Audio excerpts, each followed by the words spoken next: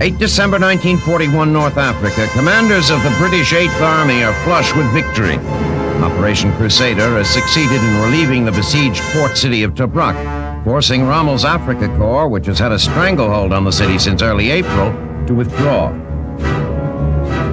Despite their success, the men of the 8th Army are too exhausted to revel in victory. Rommel's outnumbered troops have fiercely contested the British advance. Relying heavily on surprise and mobility, the Africa Corps only fights when they have a tactical advantage. Rommel's use of 88mm anti-aircraft guns against British armor has been devastating.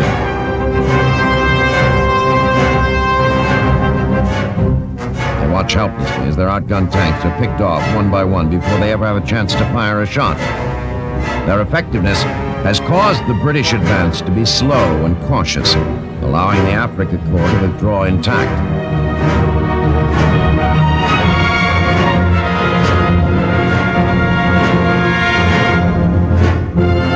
For men on both sides, surviving in the harsh Libyan desert is a tough enough battle. Bitter cold at night. Sweltering heat under the midday sun. Sand in everything. The desert wears at the men. Although the Germans have inflicted heavy losses on the British, they too are bloody. At one point, the two Africa Corps divisions are down to 40 battle-ready tanks. Despite their losses and the fact that they are retreating, German morale is still very high, thanks largely to their devotion to and belief in Rommel.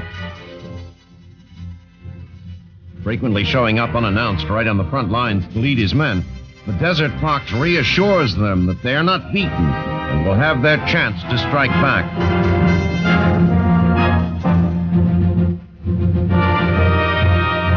Even as the British pursue him across the desert, Rommel's situation begins to improve. As he moves west, his supply lines become more secure. The Luftwaffe, under orders from Hitler, is stepping up its efforts to gain control over the Mediterranean, allowing more supply ships to safely deliver their cargo to the Africa Corps. As Christmas nears, Rommel has fallen back almost to the point where he began his whirlwind offensive in March. Defeated less by British military prowess than by his own supply problems, he is determined to regain the lost territory. He realizes that Tobruk is the key. In any future action, the port city must be taken quickly to avoid a prolonged war of attrition. As for the British, they are watching Rommel with a wary eye.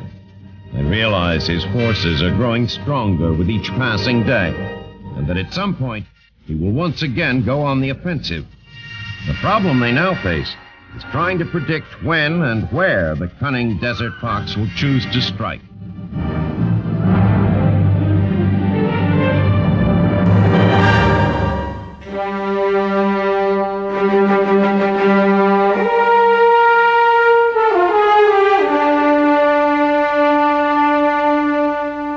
"22 December 1941, Leningrad. In hopes of lifting the spirits of the citizens here, party leaders announced that the food ration will be increased.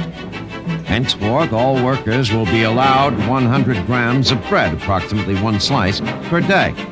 Those who do not work will receive 75 grams. Leningrad, like all of Russia, was taken off guard by the Nazi blitzkrieg, and with those in charge either unwilling or unable to accept the possibility that the enemy might actually march this far, little was done to prepare for the defense of the city.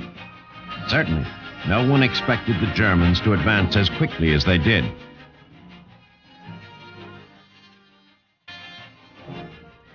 So it was on 15 September when, a mere 4 months after their first attack, the Germans severed the last overland connection between Leningrad and the rest of Russia, that authorities were shocked to find that the city's warehouses contained barely 20 days' worth of flour, sugar, cereal, and meat.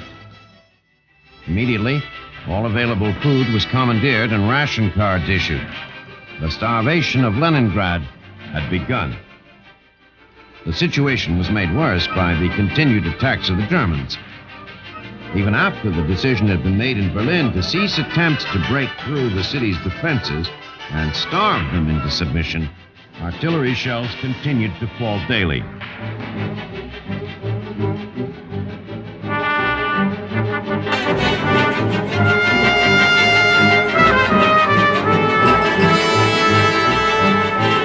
Tens of thousands were killed, struck down by the explosions, or buried underneath fallen buildings. Rescue workers, their strength consumed by hunger, were increasingly too weak to rescue those trapped in the debris.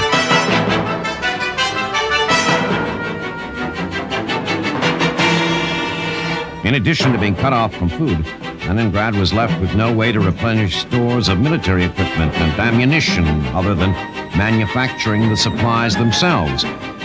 Workers, living on starvation rations and freezing from lack of heat, worked until exhausted to maintain the city's defenses. Time and again, food rations were cut from 2/3 of a pound of bread daily at the beginning of November to 2 slices by month's end. Sawdust was mixed with flour, depleting the nutritional value of the bread. Twigs and bark, dogs, cats, even rats and mice were consumed by the suffering populace. As the weather grew colder, Lake Ladoga began to freeze. Desperate to get food into the starving city, authorities began to construct a road over the ice.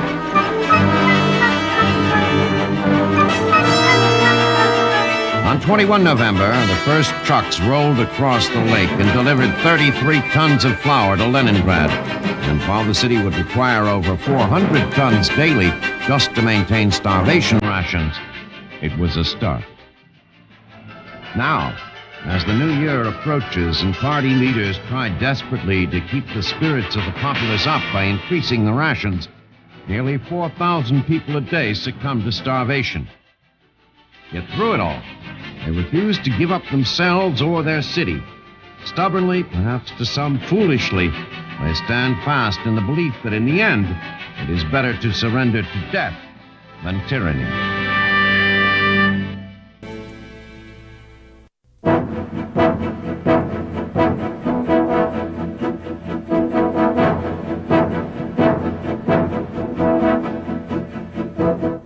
The attack on Pearl Harbor and the subsequent assaults on U.S. forces in the Philippines may seem, to Americans previously isolated from the war in the Pacific, like acts of aggression purely against the neutral United States. But it is becoming apparent that they are simply one aspect of a much larger Japanese plan. All around the southern and western Pacific, the Japanese have moved forcefully to expand their reach and consolidate their control.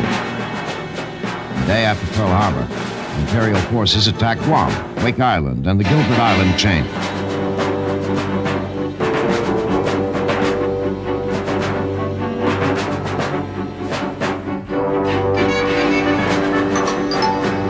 Japanese troops step up the pace in Burma, on the Malayan Peninsula, and throughout Indochina. At particular risk are the colonial holdings of European countries, especially those of the British and Dutch.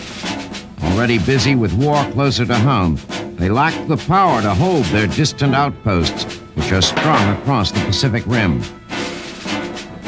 The colonial powers hold these territories not just as a symbol of their status in the world, but because the colonies are economically important.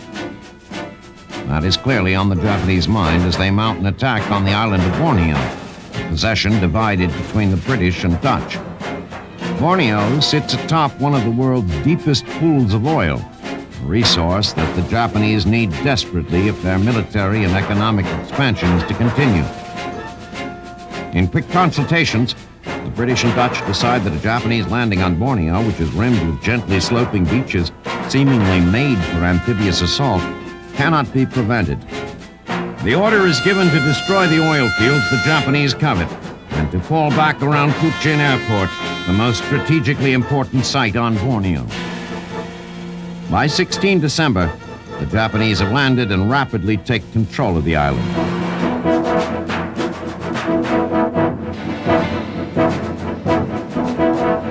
In the meantime, another rising sun force is closing in on the British Crown colony of Hong Kong, an intensely urban and isolated city-state that is in many ways the linchpin of British holdings in Southeast Asia. To the Japanese, it is just another pearl in the Chinese necklace.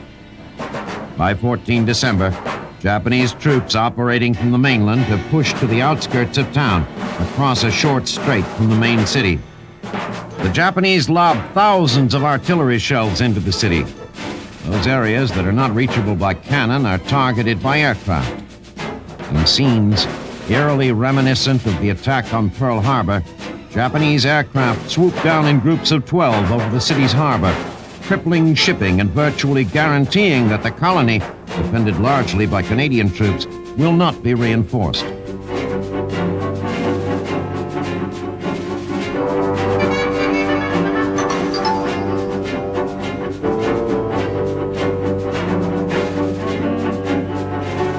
The Canadians, badly outnumbered and suffering devastating losses, nonetheless hold on. By 24 December, it is obvious that the end is near. And on Christmas Day, the defenders of Hong Kong surrender.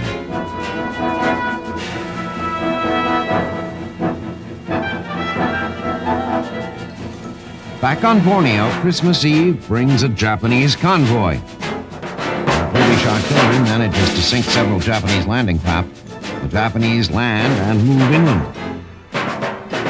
Fuchin, the airfield that only 2 weeks before was the place where Great Britain had decided to draw a line against Japanese aggression, falls.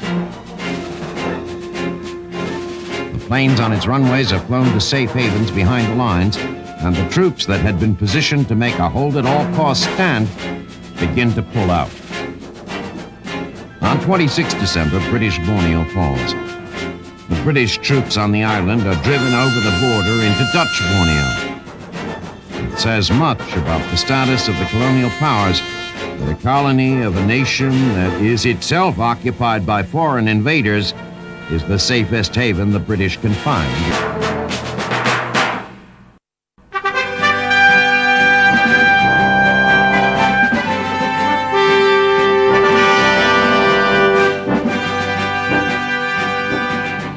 From all appearances, this Second World War will likely be decided more in the air than any war in history. The Nazis have taught the world a devastating lesson, that air superiority is all superiority, and that while no battle is won until the ground is taken, it is not possible to take that ground without first taking the air. It is the fighters, allied and enemy, that will ultimately decide the issue of air superiority. They will accompany or turn back the bombers that will be the ground force's torment. They will search and strafe and harass, inevitably becoming key players in the war of aerial attrition. As the war begins, America's primary fighter is the P-40 Warhawk, manufactured by Curtiss Aviation. With a top speed of 364 miles an hour, it is slower than the Focke-Wulf 109, Germany's best fighter. It is also less agile than the Japanese Zero, a distinct disadvantage in a dogfight. But among the pilots who fly the Warhawk, it has a reputation as a tough plane to kill. The pilot sits against an armored bulkhead behind a bulletproof windscreen. The wings are studded with 650 caliber machine guns that can be focused to converge along a killing line hundreds of yards long. What the Warhawk most lacks, what all Allied fighters lack at this juncture, is range. Even with the optional belly tank, the Warhawk in combat has a normal range of barely 600 miles, not enough to accompany bombers on their long-distance missions behind enemy lines. Even as production of Warhawks increases, however, the Air Corps is also bringing on a new generation of fighters that are faster, pack more punch, and hopefully are the equal of anything the enemy can field. Closest to deployment is Lockheed's P-38 Lightning. Designed in 1937 as a high-altitude interceptor, the P-38 captured the public imagination when it flew from California to New York in only 7 hours. The transcontinental record, while impressive, was overshadowed by the fact that the prototype crashed on arrival. A complete structural redesign followed. The plane that is emerging from that troubled development is impressive. It is lighter than the prototype, more agile, with more fuel capacity and armament. It carries 4 50 caliber machine guns and a 20-millimeter cannon and has a top speed nearly equal to the Focke-Wulf. P-38s by the hundreds should be rolling off assembly lines by mid-1942. Not far behind is the P-47 Thunderbolt, a high-powered pug of a plane designed primarily for speed in battle. Conceived as a lightweight interceptor, It emerged from development as a heavy fighter.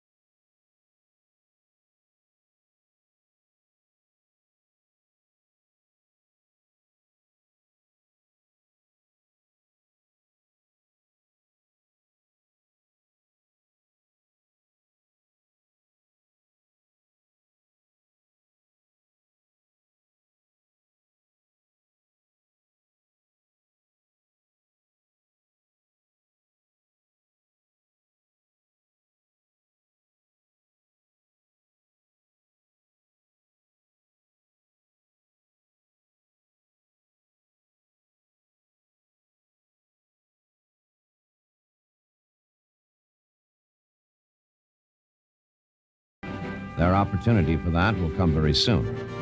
If they are successful, it will say much about the ultimate outcome of this war.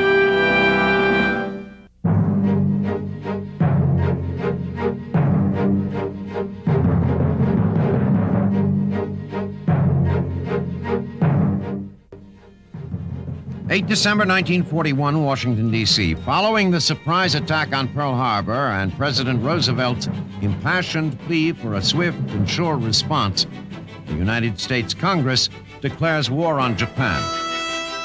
This move, while certainly proper and probably unavoidable, sets in motion a series of responses that will take this conflict from an isolated action between two parties into the realm of worldwide conflict. Like political dominoes, alliances and treaties spur a string of declarations that stretch from the momentous to the absurd. On the same day as the U.S. declaration, England, in a show of support, declares war on Japan, as do Canada, Costa Rica, the Dominican Republic, Haiti, Honduras, Nicaragua, and El Salvador. At the same time, South Africa declares war on Japan, Finland, Romania, and Hungary. China, not wishing to be left out, declares war on Germany, Italy, and Japan, while Australia proclaims itself at odds with Finland, Hungary, and Romania. Elsewhere, Cuba, Guatemala, and Panama all declare war on Japan. On 10 December, the nations of the world, perhaps out of breath from all the declaring they had done the day before, seem ready to let the dust settle. But on the 11th, Hitler initiates a new round of proclamations.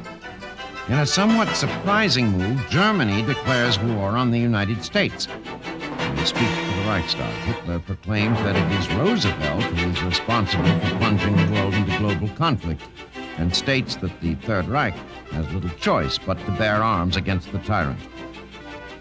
Many people are shocked that Hitler has taken this step.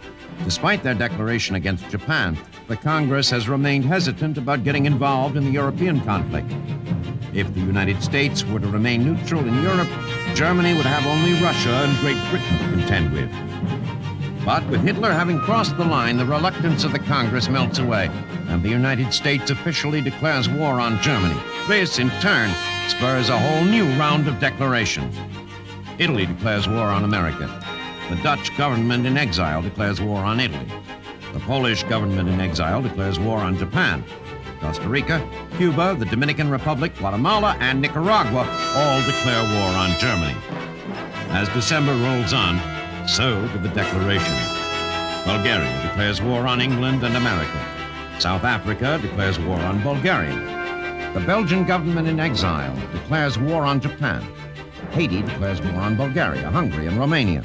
And the Czech government, perhaps to save time and cut down on paperwork, declares itself at war with any country at war with England, Russia, or the United States. So it is that as the new year begins, nearly every nation in the world has declared its intent. If it was not before, this is now officially a world war.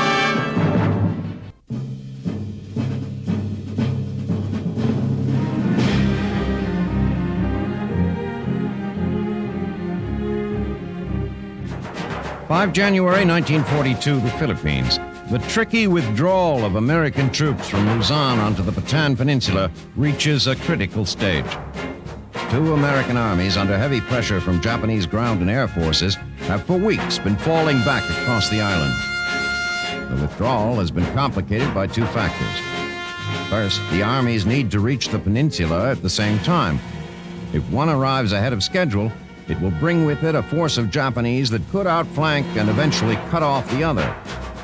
Second, there has been virtually no planning for a withdrawal of this type. Both the Americans and Japanese had assumed that any battle on the island of Luzon would take place near the center of the island. There, on the outskirts of the Philippine capital of Manila, is where General Douglas MacArthur concentrated his planning. The Japanese have, however, been advancing at a rate of nearly 10 miles a day, a pace so blistering that Allied strategy is being written as it is being carried out.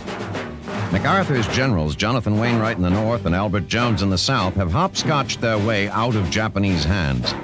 They are headed toward the Bataan Peninsula, an isolated and mountainous region that gives distinct advantage to defenders over attackers.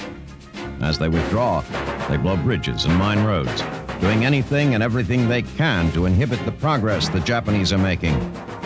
The Americans hope that by concentrating almost 30,000 U.S. troops along with the Philippine Army on the peninsula, the Allies can stalemate the Japanese until America's war machine gears up. The strategy is admittedly a long shot, but it is the only shot MacArthur and his generals have, and they are taking it. On the morning of 5 January, Wainwright gives the order for his northern force to begin its final withdrawal. To the south, the last of Jones' troops are fighting their way onto the peninsula, and as night falls, more than 8,000 of Wainwright's troops begin the 8-mile march toward the lone remaining bridge across the Culo River. Though the packed highways are susceptible to enemy air attack, the Japanese do not come. They, too, are confused by the lack of a battle near Manila and are unable to react to the American strategy. It takes more than 2.5 hours for Wainwright's army to cross the narrow bridge. The rear guard of tanks crosses at 1 a.m. on 6 January. The withdrawal, never more than a desperate gamble, has worked better than anyone had imagined. The American forces have linked up at Bataan. The road behind them is an almost impassable ruin.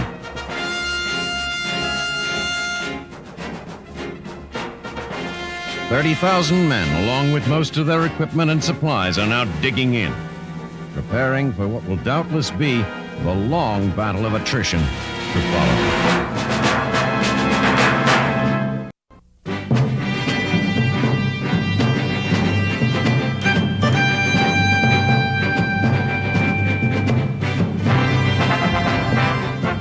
23 December 1941, Washington, D.C. In a conference codenamed Arcadia, President Franklin Roosevelt and Prime Minister Winston Churchill are meeting for the first time since America's entry into the war. The purpose of the meeting is to confirm the Anglo-American alliance and to discuss what direction their initial efforts should take.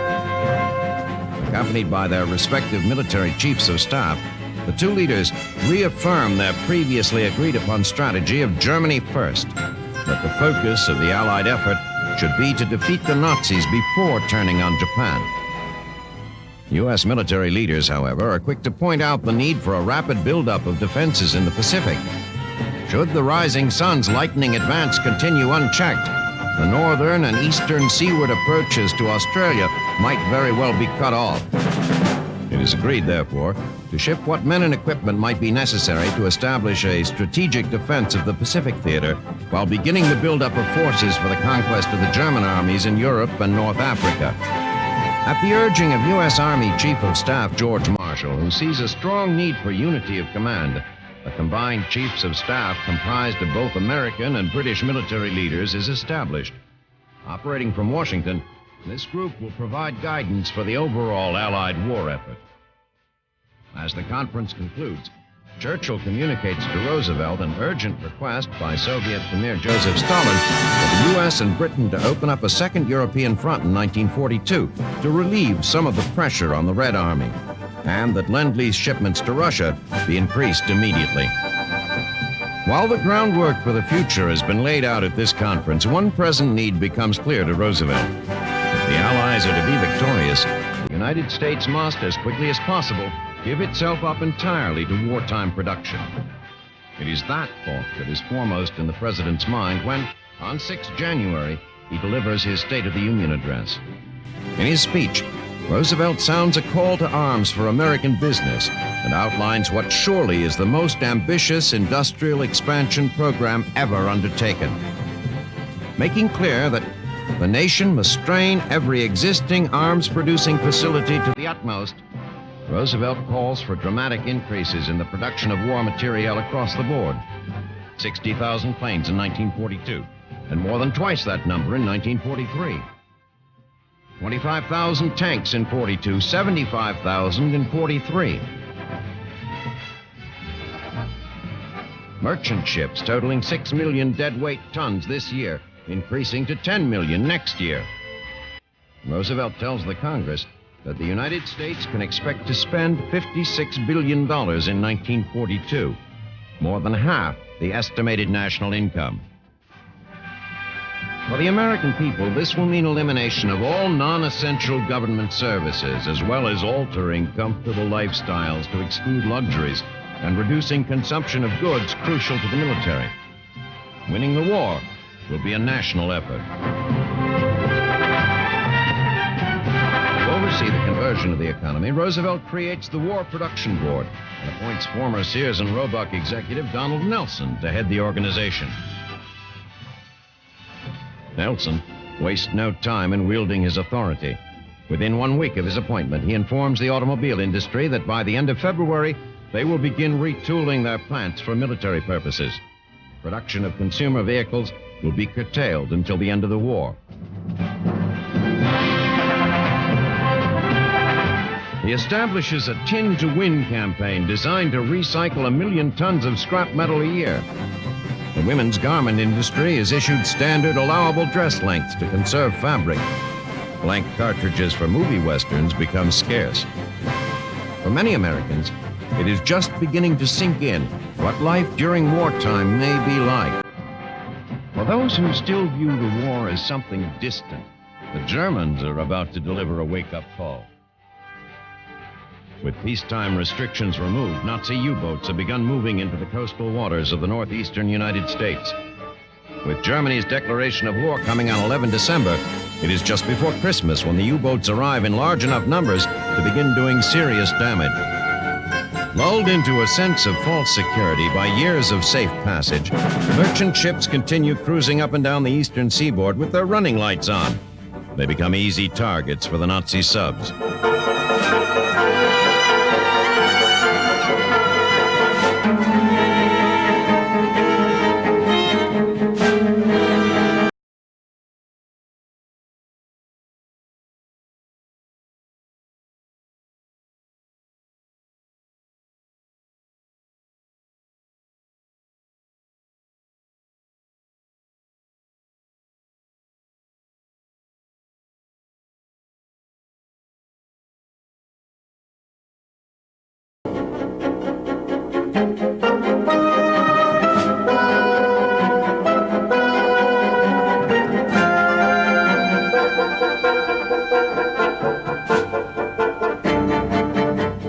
Despite increased air patrols and government orders to dim lights, the U-boats continue to haunt the waters off the East Coast, sometimes sinking ships within a few hundred yards of the shore. For America, it is a rude awakening. The war, until now something one read about in the newspaper or heard about on the radio, for so long someone else's problem, is suddenly very close to home.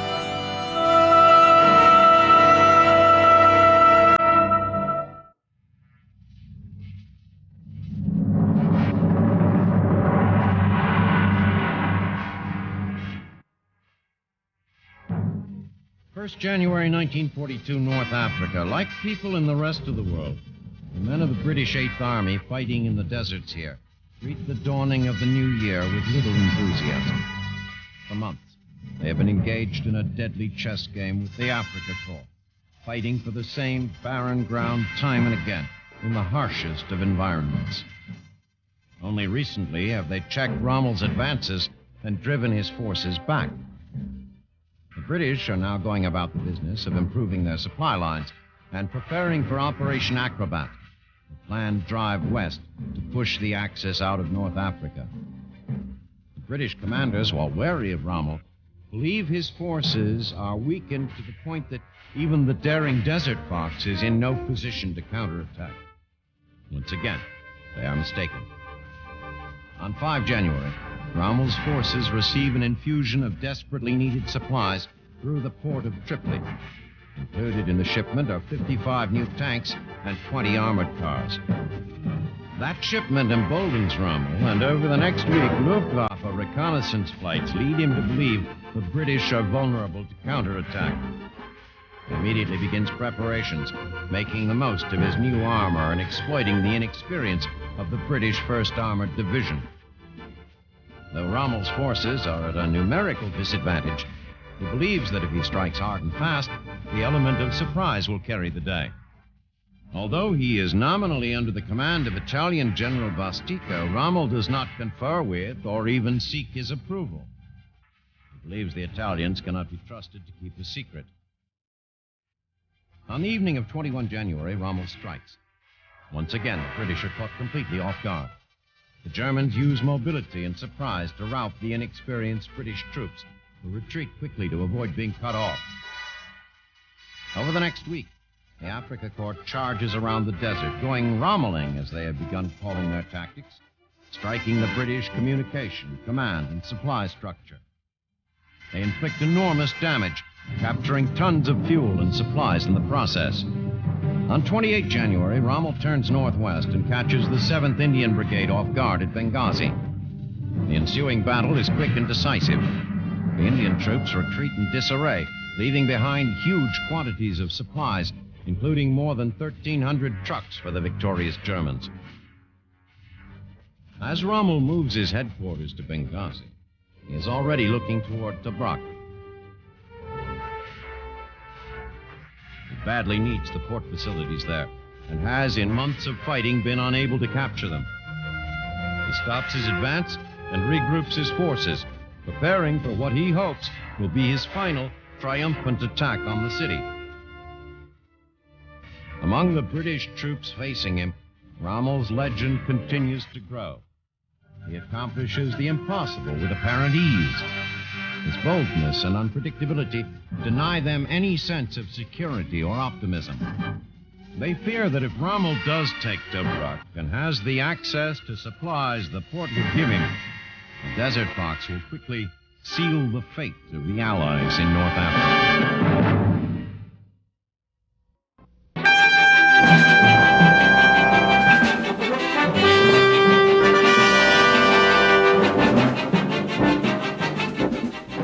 The Japanese attack on Pearl Harbor has the emotions of the American public running the gamut. Anger, fear, disgust, grief, and disbelief have the American psyche in turmoil. But as the reality of the attack has had time to settle in, there is an ever-growing sense of frustration at America's inability to strike back at the Japanese. The Navy is still staggering from the blow at Pearl. The Army and Marines are busy training their new recruits, building the forces that will be necessary before any offensive action by the United States will be possible. In Asia, however, a group of Americans known as the Flying Tigers is making the Japanese pay dearly for their bombing excursions over China and Burma. Flying old P-40s with their noses painted to resemble a shark baring its teeth, the Americans are giving the Japanese Air Force all it can handle. This group of volunteers is led by a flamboyant colonel named Claire Chennault. In the years between the wars, when most of the officers in the Army Air Corps were unabashed proponents of the heavy bomber, claiming it was an invincible weapon, Chennault remained a vocal advocate of the fighter plane. He argued that the pursuit plane's ineffectiveness was not due to design limitations of the plane, rather it was due to the tactics devised in World War I. To Chennault, the idea of dueling the enemy in one-on-one dogfights was romantic nonsense. Infantrymen do not win battles alone. Only by working together as a team, combining their firepower, can they achieve victory. The same, Chennault argued, is true of fighter planes. In 1937, Chiang Kai-shek, after hearing of Chennault's expertise in pursuit planes, asked him to be an advisor to the Chinese Air Force. On his arrival, Chenault found the situation worse than he could have imagined. Chinese pilots who were supposedly combat ready routinely crashed, simply taking off and landing. Chenault immediately began to revamp the Air Force. He established new training procedures, devised new tactics, and established a vast radio network to warn of the approach of Japanese bombers. Although they were improving, the Chinese pilots were in desperate need of help. By 1941, 100 Japanese planes a day were bombing Chongqing, and the Chinese were having little luck in stemming the tide. Under pressure from Chiang Kai-shek, President Roosevelt reluctantly agreed to let Chenault hire American pilots to fly for the Chinese. Chenault also managed to buy 100 P-40s, which the British had rejected as obsolete. By late summer of 1941, Chenault had recruited 112 pilots and was pushing them through an intensive training program. Flying their first mission on 20 December, the Tigers stunned the Japanese.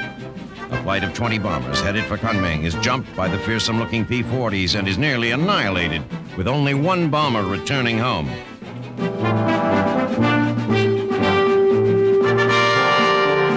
Day after day, the Tigers engaged the Japanese with tremendous success. Working in pairs, the Americans make diving passes at the Japanese planes, sending them hurtling toward the ground in flames. Although they are getting the better of the Japanese, the daily combat and the lack of replacement planes and spare parts is beginning to take its toll. Leaking gas tanks are plugged with chewing gum. Bullet-riddled fuselages are repaired with adhesive tape. It takes all the American ingenuity the air crews can muster simply to keep the planes in the air. The Flying Tigers continue to cause the Japanese a considerable amount of frustration. Although their Zeros are faster and more maneuverable than the outdated P-40s, the Americans continue to rack up victories.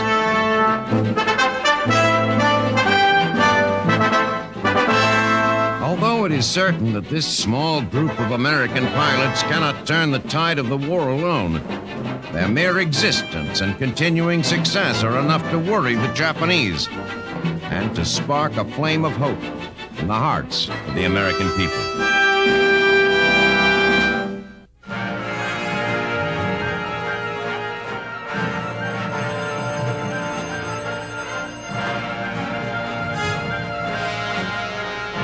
When the history of this war is written, it will be without doubt a history not only of heroism and strategy, but also of technological innovation. Case in point, what to do about pilots down behind enemy lines. The problem has frustrated all efforts since the beginning of aviation. One solution is offered by visionary engineers, a quick pick-me-up courtesy of the Army Air Force. A dead weight, similar to that of the average man, is attached to a raised rigging. When all is ready, a rescue plane flies in low and... Engineers pronounce the initial test a success and, defying all practical logic, move on to the next experiment. A sheep, chosen because its delicate internal anatomy is similar to that of humans, is strapped into the harness. Once lifted into the air, it takes 2 minutes and 45 seconds to hoist the sheep up into the aircraft. Returned to Earth, the sheep appears shaky, but little worse for the wear. Since snatching farm animals from behind enemy lines has little military value, the next test subject is an enlisted man. A volunteer, or so we're told, is strapped into a parachute-like harness to assure once up, he won't come down.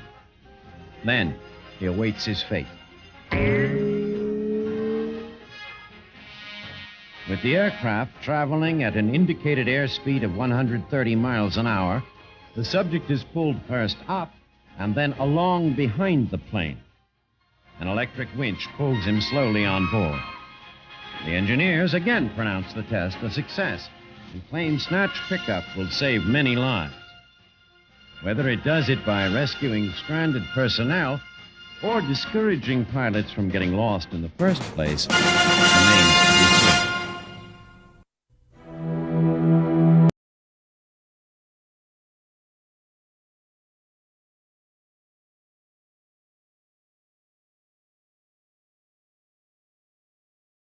Singapore.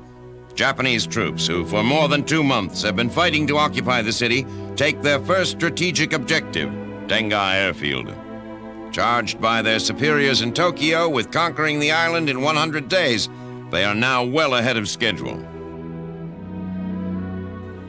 The airfield, while badly damaged, affords an advantageous jumping-off place for operations against British troops holding the city. Japanese commanders move artillery and tanks in and begin to pummel the British. Positioned at the perimeter of the town, the British have dug in where they must, including residential neighborhoods.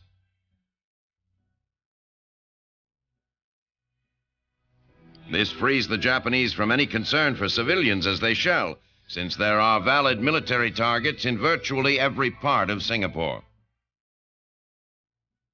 The British, already host to hundreds of thousands of refugees, know that they are on the verge of logistical collapse.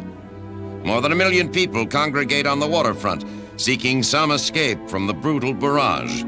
There is little food and less fresh water. On 11 February, General Sir Archibald Wavell, head of the Supreme Allied Command in the Far East, begins planning for a withdrawal. Though the British will not be able to take everyone off the island, they can, Wavell is told, evacuate the women and children, as well as selected officers and technicians. The evacuation takes place on the 11th. Lieutenant General A.E. Percival, left behind with what remains of Great Britain's Far Eastern force, is ordered to inflict maximum damage on the Japanese. Percival replies that he will do that, but that it is unlikely that he will be able to hold out for more than 2 days. He is fighting not just the Japanese, but the complete breakdown of Singapore's infrastructure. The lack of clean water threatens to spread disease throughout the city, and he is forced to take combat engineers off the lines and put them to work repairing water mains. That same day, Wavell sends a message to London. In his typically understated report, he says that the Japanese are getting on much more rapidly than they should, and that the fall of Singapore seems imminent and inevitable. On 14 February, all appears lost. Percival rallies his troops by reminding them that they are buying vital time for the Allied cause. A Japanese tank attack that morning is repulsed, but a second late in the afternoon pierces Percival's lines. The Japanese begin their methodical conquest of the city. The battle is finally lost when the Japanese capture Singapore's reservoirs, cutting off the water supply.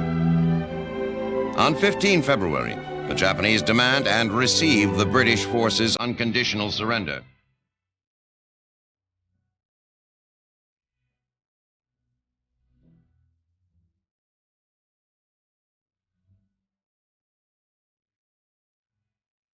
The victorious troops celebrate, singing the Japanese national anthem and raising toasts toward Tokyo. For the Rising Sun commanders, it has indeed been a glorious victory.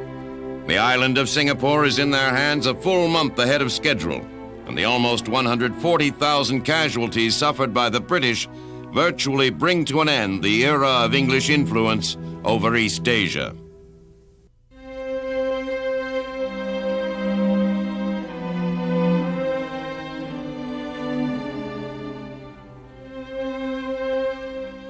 January 1942, Berlin. In the suburb of Wannsee, officials of the SS convene a meeting the purpose of which is to coordinate the execution of a plan designed to, once and for all, resolve the so-called Jewish question. This program, the culmination of years of systematic oppression and the fulfillment of Adolf Hitler's prediction that a world war would result in the annihilation of the Jewish race throughout Europe, has come to be known as the final solution. When the Nazis came to power, they vowed to create a nation in which, to promote racial purity, Jews would be segregated from the rest of the population. The first solution thus became the expulsion of Jewish residents from hundreds of German towns and villages, forcing them into larger cities and leaving the smaller municipalities Judenrein, or Jew-free. The second solution approved by the Nazis was emigration. Encouraged by the increasingly oppressive policies of the Third Reich, between 1933 and 1939, more than half of the Jews living in Germany left the country, forced in doing so to surrender their homes, businesses, and property to the government. In 1939, with the coming of the war and the conquest of Poland, the number of Jews under German rule increased dramatically, and at the same time, emigration became nearly impossible. In response, the Nazis devised a third solution: segregation and confinement. Polish Jews were expelled from their homes and forced to live in restricted areas known as ghettos. Encircled by walls, the ghettos were by design overcrowded and unsanitary. The food rations were such that less than a year after it was established, 2,000 people a month were starving to death in the Warsaw Ghetto. As the Nazi drive continued eastward and the number of Jews under Nazi domination increased further, still a fourth solution was instituted. As the Wehrmacht rolled through eastern Poland, Latvia, Lithuania, and into western Russia, they were followed by Einsatzgruppen, special killing squads whose sole purpose was to murder the Jewish populations in conquered territories. In the summer and fall of 1941, as many as 1 million people in towns and cities all over Eastern Europe were rounded up and taken to nearby open fields, gravel pits, or ravines. There they were eliminated. The Einsatzgruppen were a model of efficiency. At Kiev, 33,000 men, women, and children were slaughtered in just 3 days. Still, it was not enough to satisfy Hitler and his cronies. In Berlin, plans for a fifth solution were begun, a program that would, through the annihilation of all the Jews in Europe, prove the ultimate answer to the Jewish question. Experiments were begun to discover the most expedient means of eradicating large numbers of human beings.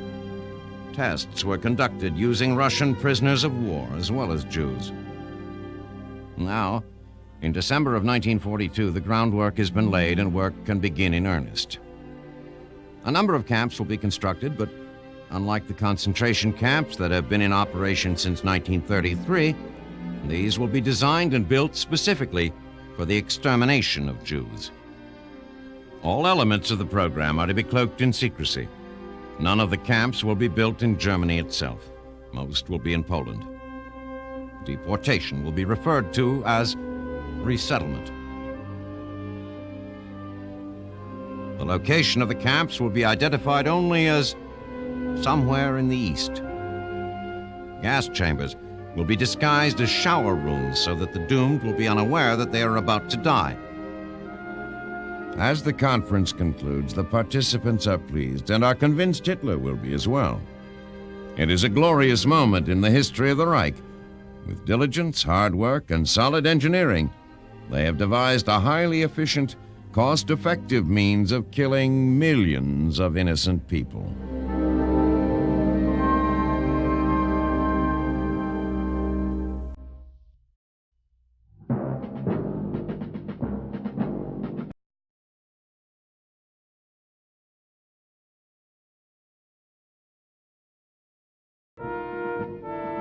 February 14, 1942, London. The RAF Bomber Command issues a directive drastically changing the strategy they will employ in their campaign against Germany. Rather than precision bombing of industrial, military, and transportation facilities, the British bombers will now focus their attention on the wholesale destruction of major cities, using what is termed area bombing. The RAF's change in policy stems from increased pressure by Prime Minister Winston Churchill. Since long-range bombers are currently the only way to strike back at the Germans, Churchill is determined that they be utilized for the greatest possible effect.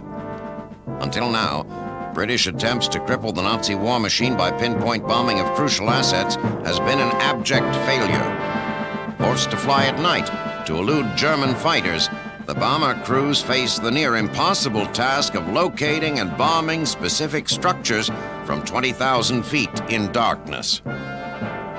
Based on photo reconnaissance, a report released in mid-1941 revealed that only 1 in 3 bombers came within 5 miles of hitting their assigned targets. Results have been even worse in the Ruhr Valley, which is almost constantly enshrouded by a thick industrial haze.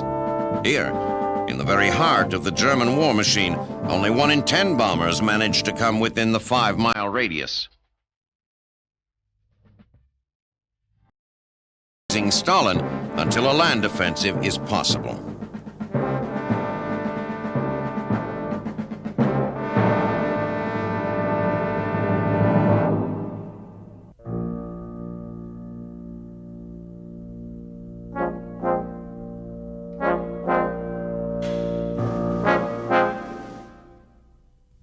January 1942, Washington, D.C. Bowing to intense political pressure, President Franklin Roosevelt signs Executive Order 9066, which will allow military authorities to relocate residents of strategic areas.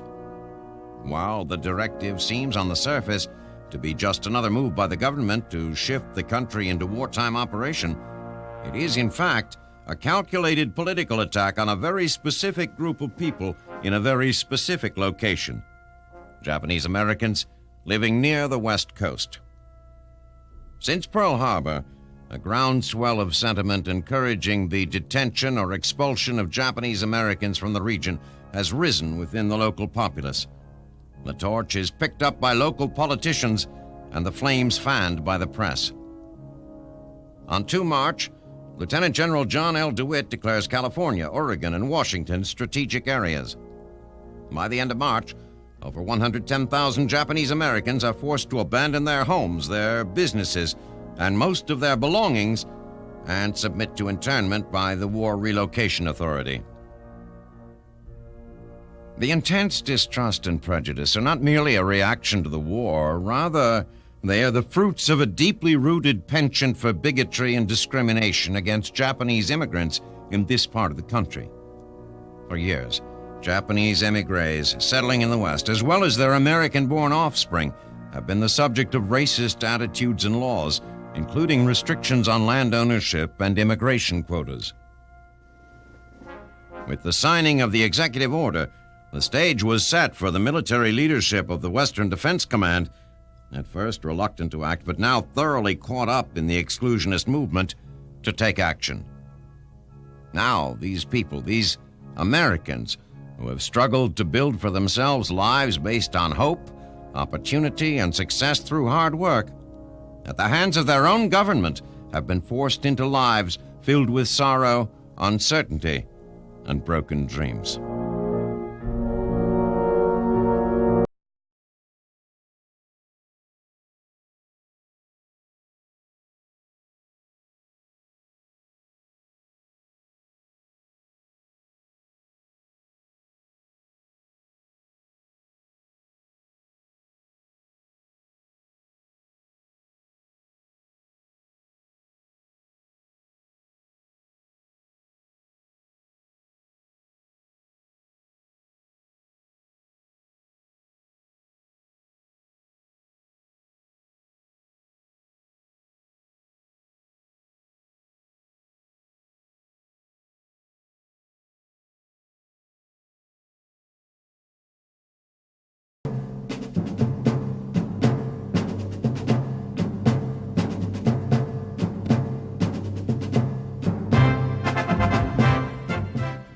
A quick mobilization can bring to the battlefield many assets: food, weapons, even foot soldiers.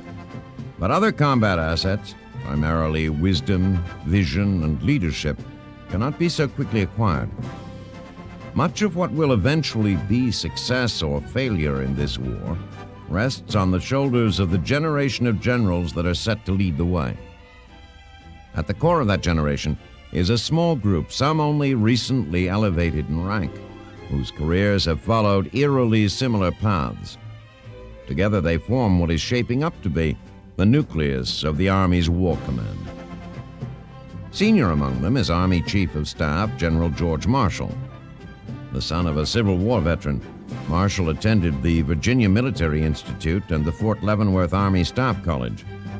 He served in the Philippines and, after the outbreak of World War I, made a name for himself on Blackjack Pershing's staff as a brilliant tactician.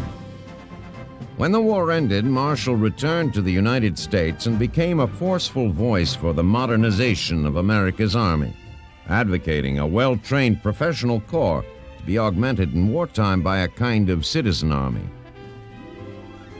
An equally forceful advocate of modernization was General Douglas MacArthur, the youngest Army Chief of Staff in American history. A graduate of West Point, his first military assignment took him to the Philippines. At the outbreak of World War I, he advocated the formation of a division of citizen soldiers to augment the professional military. The resulting 42nd Division, comprised of National Guard units, served honorably and was to be Marshall's model for what became the Army Reserve. Twice wounded, twice gassed, by war's end, MacArthur was the most decorated American combat veteran in history. Pershing called him the best frontline general of the war. He returned to West Point as superintendent, broadening the curriculum to produce sophisticated, well-rounded officers. He toured Europe, met with the nascent Nazi leadership, and came to believe that a Second World War was inevitable. That war, MacArthur believed, would be dependent on the speed and mobility of tanks and aircraft. In 1930, he returned to the Philippines, where for 4 years his assistant was a young officer named Dwight Eisenhower. Eisenhower had been assigned by the Army to prepare a guidebook on battlefields in the Philippines. And under MacArthur's tutelage, he learned not just battle tactics, but also political strategy. MacArthur, at the time, was attempting to build the Philippine Armed Forces into a credible defense force, a task made more complicated by the world's pervasive pacifism. Eisenhower's counsel proved invaluable. As a trained tank officer, he believed strongly in the kind of warfare MacArthur saw as the future of battle. Much of Ike's belief in high-speed tactics had come, in turn, from his earlier contact with George Patton, a brash young officer he'd met at the Fort Meade Tank School. Patton, himself a West Point graduate, had volunteered for tank duty in World War I, finding the machines a perfect reflection of his own personality. In the meantime, Marshall joined the faculty at the Fort Benning Infantry School, where he met and befriended two outstanding young prospects, Joseph Stilwell and Omar Bradley. Marshall thought Stilwell one of the most brilliant and cultured young military minds he had ever encountered. A West Point graduate who had also spent several years in the Philippines, he served with distinction at the Battle of Verdun. After the war, his facility with languages prompted the Army to assign him to Beijing, where his main job was to familiarize himself with Chinese languages and customs. Bradley, a classmate of Eisenhower's at West Point, was an infantryman right down to his boots. Quiet, unassuming, he seemed content to study tactics while his more flamboyant classmates garnered the attention. Together, these old friends and long acquaintances formed the backbone of the American military leadership. Now that America is involved in the war, each of these generals' roles in the coming conflagration seems almost preordained. Whether their years of preparation, the doctrines they helped develop, and the intimate knowledge of each other will make a difference in the war remains to be seen. But it is certain at this moment in history that they are as well prepared to lead an army of citizen soldiers as any nation could hope.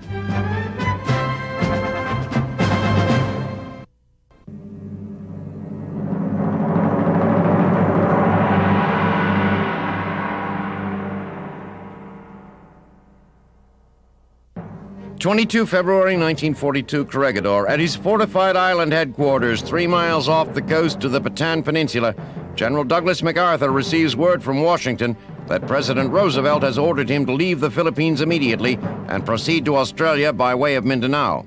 Once in Australia, the general is to assume command of a new theater of operations encompassing the Southwest Pacific. MacArthur's first reaction is to refuse to comply with the president's order.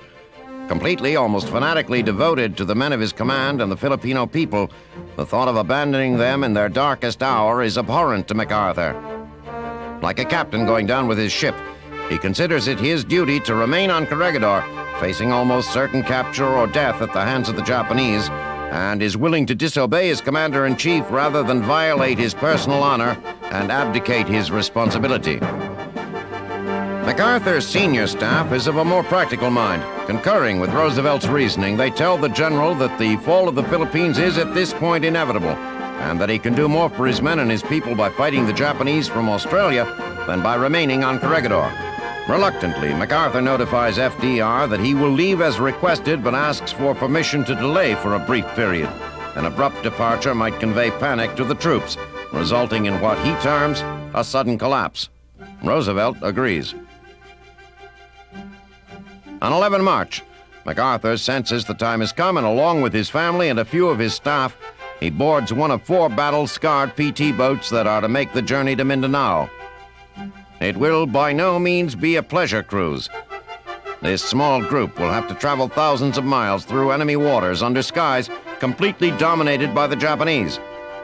As the boats depart, MacArthur hears a soldier on the dock remark that if he is lucky, his chances of surviving the journey are 1 in 5. As it turns out, the soldier's assessment is no exaggeration. The 2-day trek is so fraught with peril that upon arriving at Mindanao, MacArthur awards the crews of all 4 vessels the Silver Star. The trip from Mindanao to Australia is to be made in a group of B-17s, but the 4 planes dispatched to the island are in such poor shape, only one manages to arrive. An inspection reveals an aircraft so shockingly decrepit that it is sent back to Australia without passengers. MacArthur calls for the best 3 planes available in the U.S. or Hawaii to transport his party. On 16 March, 2 of the 3 B-17s arrive, but they seem to be little improvement over the last batch, held together as their pilots describe it with chewing gum and baling wire. There is, however, no time left to delay, and a tired, frustrated MacArthur climbs aboard. The planes, rattling and sputtering, rumble down the runway and climb into the sky. After changing course mid-flight to avoid being attacked by Japanese fighters, the group at long last sets down at Bachelor Field in Australia. Fearing the Japanese fighters might be in pursuit, MacArthur prepares to quickly board another plane for Melbourne. The members of the press, however, are hungry for a statement, and MacArthur, unhappy at being forced to abandon his post and determined to effect a rescue of his men, makes a somewhat terse but resolute declaration. The President of the United States, he says, ordered me to break through the Japanese lines and proceed from Corregidor to Australia for the purpose, as I understand it, of organizing the American offensive against Japan, a primary objective of which is the relief of the Philippines. I came through, and I shall return.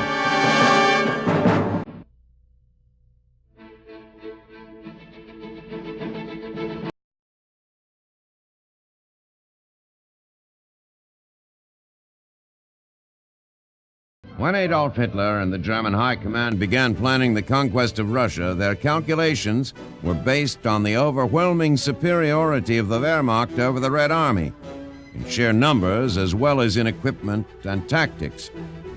But now, with the Nazis being driven back all along the front, it is becoming clear that Hitler and his cronies failed to consider a significant factor which has felled Russia's enemies time and again through history: the unflagging and unshakable will of the Russian people. With shocking regularity, the dark specter of war has reared its ugly head in this country, the result of both outside aggression and internal strife.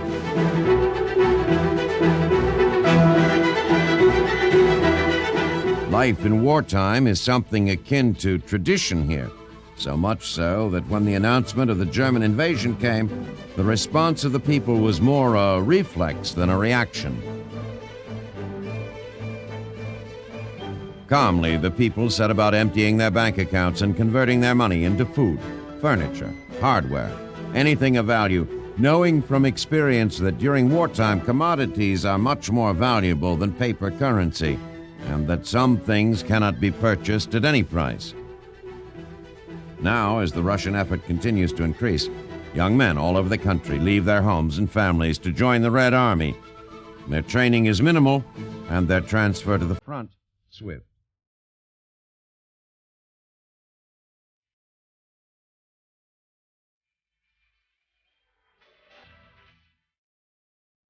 The enemy they face may be highly disciplined and experienced in battle, but these boys enter the fray infused with a fanatical love of country and an indifference to death that betrays their youth.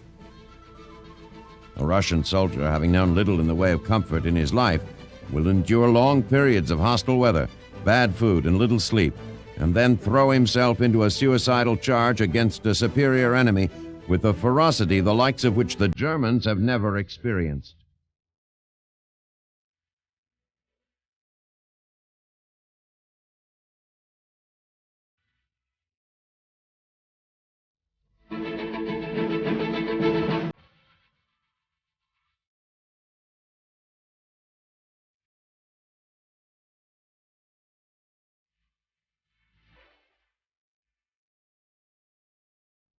Soviet women are no less committed to the fight. Unlike America, here women in uniform are not an oddity. They work in medical as well as other essential support positions, and they are armed, ready to defend themselves and their country should their positions be overrun.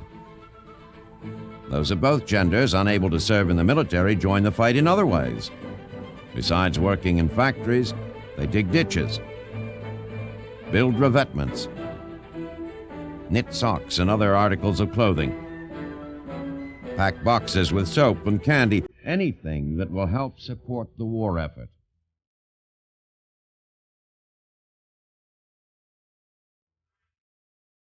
In the rural areas, farmers remain busy producing food for the nation and the military. Where young men have left to join the army, other family members take up the slack.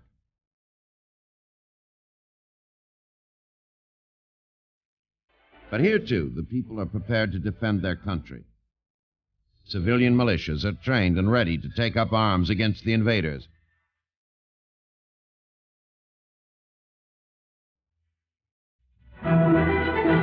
No inch of Russian soil will be taken without paying the price.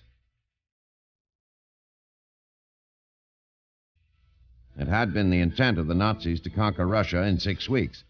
The High Command reasoning that an inferior race of people could never withstand the crushing force of a horde of well-trained Aryan soldiers.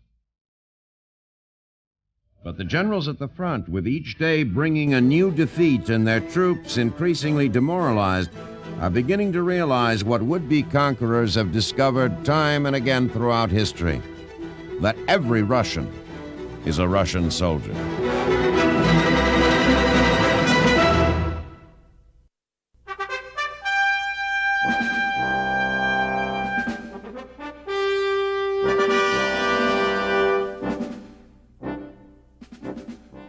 For March 1942, China, charged with the dual tasks of heightening U.S. aid to the Chinese war effort and increasing the combat skills of the Chinese troops, General Joseph Stilwell establishes his headquarters at Chongqing in the recently formed China-Burma-India Theater. Having been a foreign language professor at West Point and later a military observer in China, the 58-year-old Stilwell is well suited to the daunting task before him. He has a keen appreciation and love for the cultures of the Far East, a trait that will serve him well, for his mission is as much diplomatic as military. Complicating this mission is Japan's initial and successful thrust into Burma. The Japanese are intent on effecting the total military and economic isolation of China, and by sweeping into and across Burma, they hope to sever the last land route to the Chinese subcontinent. By 22 February, the poorly trained and ill-equipped Burmese and Indian troops are routed, mere courage being insufficient to shield their land from Japanese onslaught.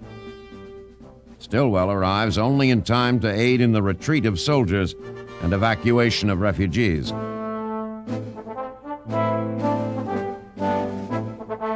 At their first meeting, Chinese General Chiang Kai-shek appoints Stilwell Chief of Staff of the Chinese Army. While this may seem remarkable, the position is largely ceremonial. Chiang's army is primarily a malnourished, untrained aggregate of farmers and laborers, conditions which Stilwell intends to rectify. Even if he is successful in doing so, however, the degree of actual participation by the Chinese forces in America's war with Japan is somewhat dubious, as Chiang seems more interested in fighting the Chinese communists to his north than in repelling the Japanese invaders. As the outside world becomes more aware of the struggle in China, Stilwell garners much of the media's attention. The image of Stilwell presented to the public, while not entirely inaccurate, is one-dimensional. To the world, he is Vinegar Joe, a tough-as-nails, pragmatic, hardened caricature of the American fighting man. His gaunt, sinewy frame, angular features, and weathered skin lend themselves to such characterizations. Standing in marked contrast to this image is the warmth and caring he displays toward those under his command. To his troops, he is Uncle Joe, the general who walks the lines with them, treating even the lowest private as an equal. How strange and disappointing it must be for these men to read the exploits of Vinegar Joe, to see in print a mere fraction of the man they have come to know and consider a friend. But in times such as these, when the country and the world are hungry for heroes, it is sometimes necessary that they be created for the public, even at the expense of the very humanity for which they are fighting.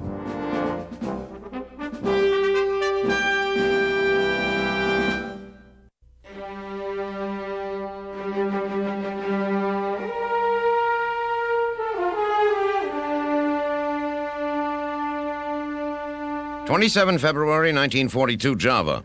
After taking Singapore on 15 February, the Japanese have now focused their attention on taking this remaining outpost in the Dutch East Indies. The survival of the garrison here is heavily dependent on protection by the combined Allied fleet under the command of Dutch Rear Admiral Karl Doorman. Steaming off the northern coast of Java, Doorman spots a large Japanese convoy and prepares to engage it. Almost immediately, Doorman realizes he is at a huge disadvantage. Firing from a distance of 5.5 miles, the Japanese are using spotter planes to direct their fire and quickly zero in on the Allied column. The British cruiser Exeter is severely damaged by an 8-inch round and is forced to drop out of the formation. As the Exeter turns away, what had been seen as an inconvenience turns into a disastrous flaw.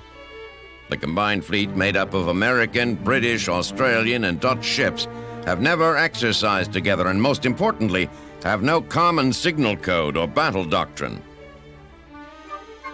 Several of the ships see the Exeter turning to port and follow her, believing Doorman has ordered the change in course.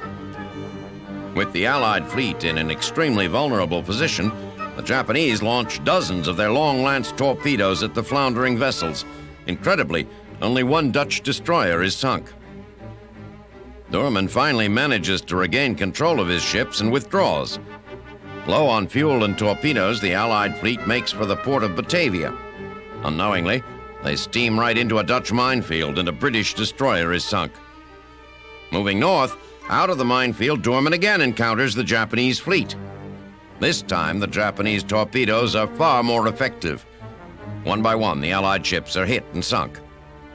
As his flagship, the cruiser De Ruyter, is hit, Doorman orders the 2 remaining ships under his command to withdraw and make for Australia.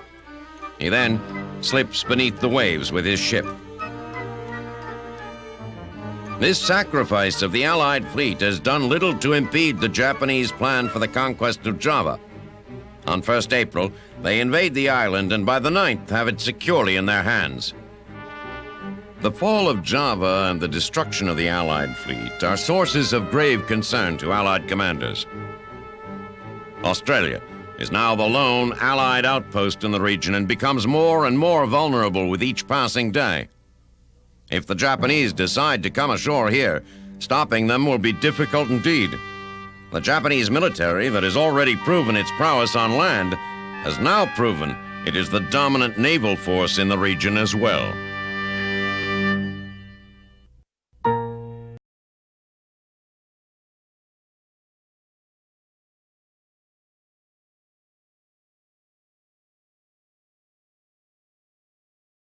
Save the world, eh? You want to be a hero, Mr. Jones?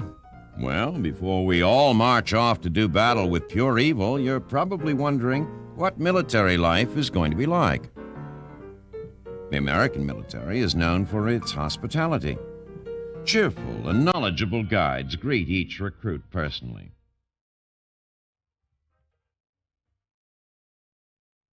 Don't think them unfriendly if they choose not to make small talk. They know, as you will soon enough, that there's a lot to do and not much time. You're already late for your complimentary physical examination. If you're like most regular guys, when you think of fighting fascism, you think of being medically probed in front of 300 perfect strangers. Now's your chance. Don't forget to cough.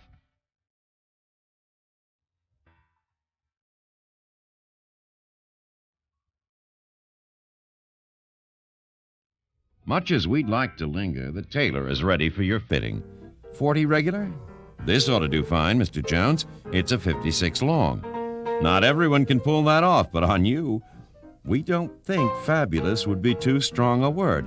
It's just, it needs a little something. Ah, a new hairstyle. No time for fussing on the battlefield, of course. Something sharp but practical will have to do. Something like... Yes, perfect. Very now. Hungry? The Army knew you were going to say that. Pull up a chair. High in calories and fat, low in flavor. Real men don't eat fiber, right, recruit? Right. And in case you don't have teeth, there's no need to chew this enticing gruel. Just shovel it in and swallow. A tip from the veterans, though. Don't get carried away and eat the shingle along with the... What's that you say, Mr. Jones? You don't understand how one army can be this courteous, this sensitive? Well, it's no accident, that's for sure. There's a whole breed of officer, morale officers they're called, whose entire existence is consumed with ascertaining and providing anything any GI might need to keep him happy. Well, almost anything. No, not that either. Ah, that's more like it. Just what the GI ordered. A little something to take your mind off important duties like saving the world from evil. Mr. Jones, America may or may not be the world's policeman, but Americans are certainly the kitchen's policeman. Your first combat assignment might not be what you expect.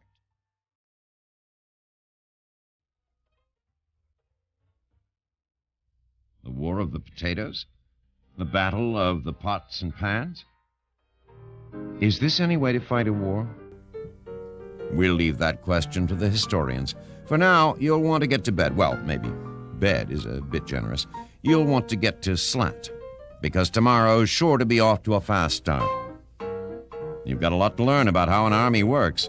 You're going to have to learn to march, to salute, and how to walk like a monkey. You're going to have to shed those extra civilian pounds and get yourself into top physical condition. And you're going to do it by learning how to push a ball with your nose.